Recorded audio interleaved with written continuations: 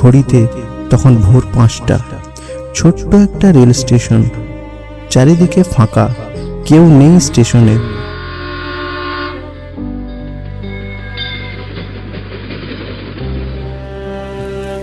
বৃষ্টিতে ভেজা প্ল্যাটফর্ম। একজন যুবক, নাম অর্ণব, বয়স প্রায় 35 ছুঁই ছুঁই। সে সারা রাত জেগেছে, তবুও তার চোখে আজ ঘুম নেই। পাশে একটা পুরনো ব্যাগ আর একটা পুরনো মোবাইল, আর সেই মোবাইলে একটা মেসেজ। চাকরিটা তার আর নেই।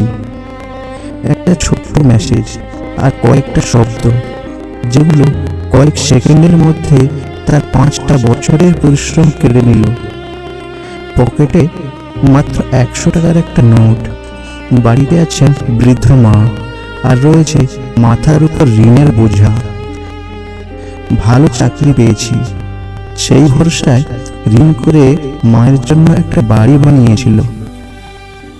একটা সময় ভালো বন্ধুরাও আজ ব্যস্ত, কেউ ফোন তোলেনি।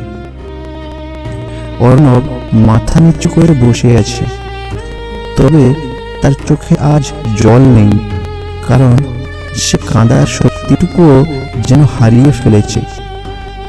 হঠাৎ একজন বৃদ্ধ এসে তার পাশে বসলেন। সাদা পাঞ্জাবি আর চোখে অদ্ভুত শান্তি। তিনি কিছুক্ষণ কিছু বললেন না, শুধু বৃষ্টির দিকে তাকিয়েই থাকলেন। তারপর একটু হাসলেন আর বললেন,